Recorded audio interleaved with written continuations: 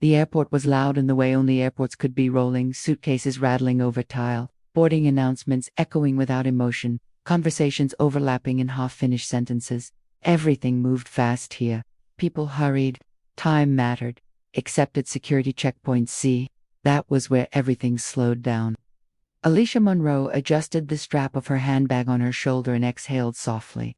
She had arrived early, always did. Years of traveling for corporate consulting had taught her one thing: arrive early, stay calm, don't give anyone a reason to question you. She was dressed sharply in a tailored gray suit, crisp white blouse, heels practical but elegant. Her hair fell neatly over her shoulders, carefully styled that morning in the hotel mirror. Laptop bag secured, boarding pass ready, passport already in hand, prepared. Still, as she stepped forward in line, she felt it. That familiar tightening in her chest. The look, she didn't see it at first, felt it. A pressure, like eyes resting on her longer than necessary. When she glanced up, she caught the security officer staring. Not scanning, staring. He was a tall white man in his late 40s, broad shoulders stretching his uniform. His name tag read Officer Brenner. His jaw tightened slightly when their eyes met. He didn't smile, didn't nod. He looked past her, then back again. Step forward, he said, voice clipped. Alicia rolled her carry-on toward the belt and placed her laptop in a bin, following every instruction exactly as displayed on the sign. Shoes off, jacket folded, liquids out, everything by the book. As she reached for her suitcase to place it on the conveyor, Brenner raised a hand. Hold on. The word landed heavy. Alicia paused. Is there a problem? Brenner motioned to her suitcase. I need you to open that. She blinked once. For what reason? He glanced at the screen, then back at her. Random check. The word random hung in the air like a lie no one bothered to dress up.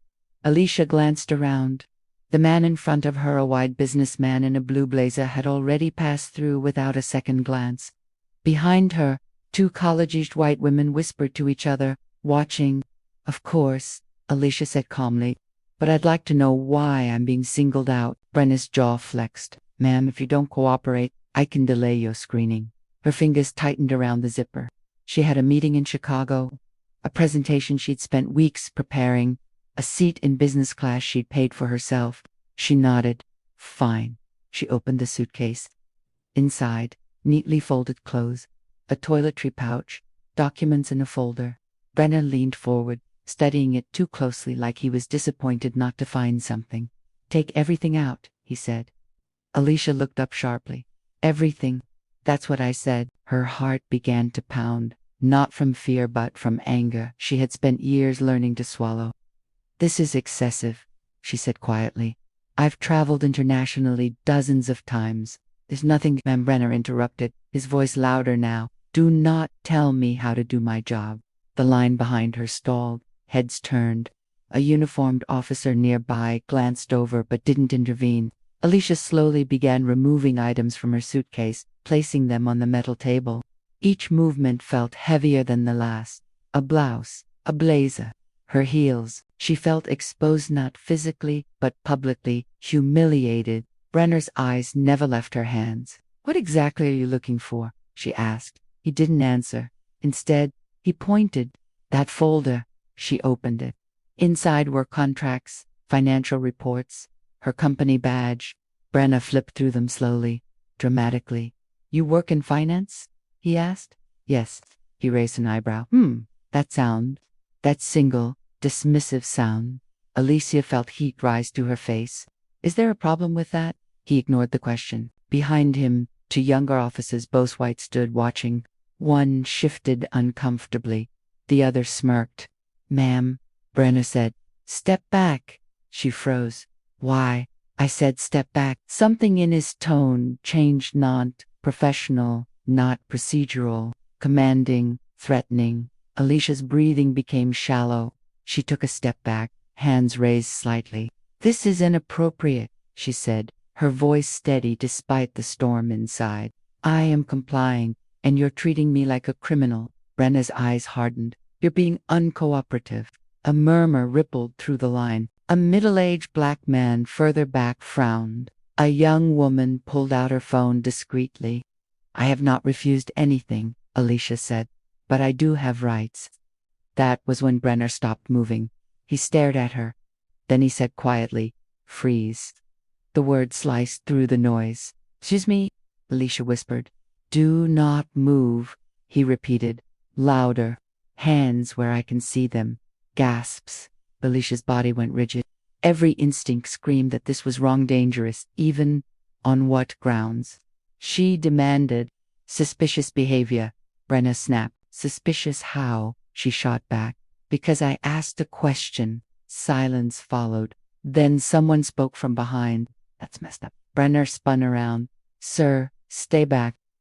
Another voice. She didn't do anything. Phones were out now. Recording, watching. Alicia stood frozen, heart hammering so loudly she was sure others could hear it. "Sir," she said carefully, "I am a U.S. citizen. I have complied with every instruction. You have no cause to detain me." Brenna stepped closer, lowering his voice. "You should have just stayed quiet." That was the moment it became clear. This was never about security. This was about power. A senior supervisor, a woman in her 50s, approached quickly, eyes darting between Brenner and the growing crowd. "What's going on?" she asked. Brenner didn't hesitate. Bossinger became aggressive, refused screening. Alicia stared at him in disbelief. "That is a lie." The supervisor looked at Alicia, then at the open suitcase, the scattered belongings, the phones recording.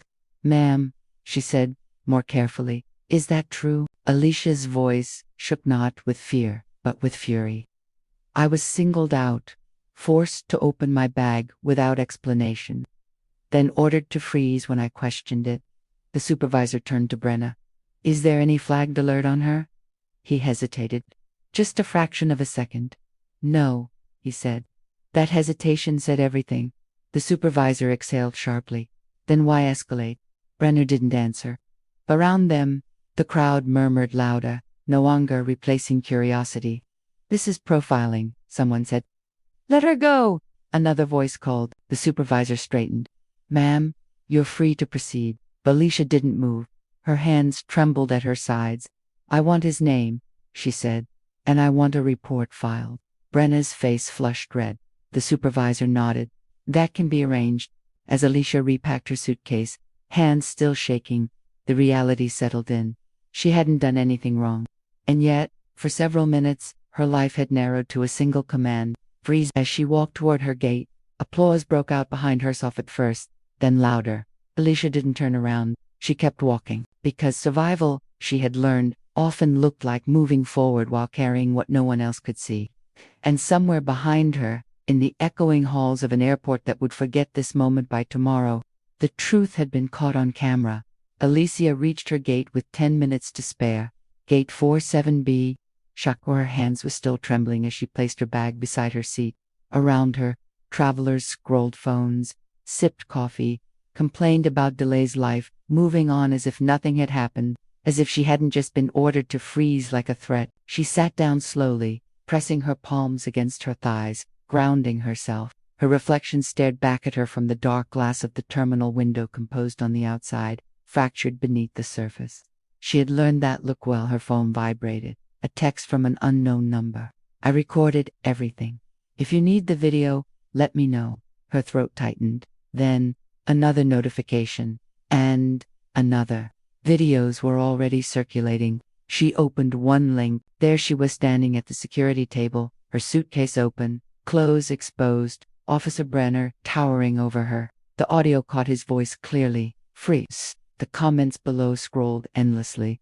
"This is racism. He had no reason." She handled that with so much dignity. "Fire him." Alicia locked her phone and leaned back, eyes closing. She didn't feel victorious. She felt tired. A boarding announcement echoed through the terminal.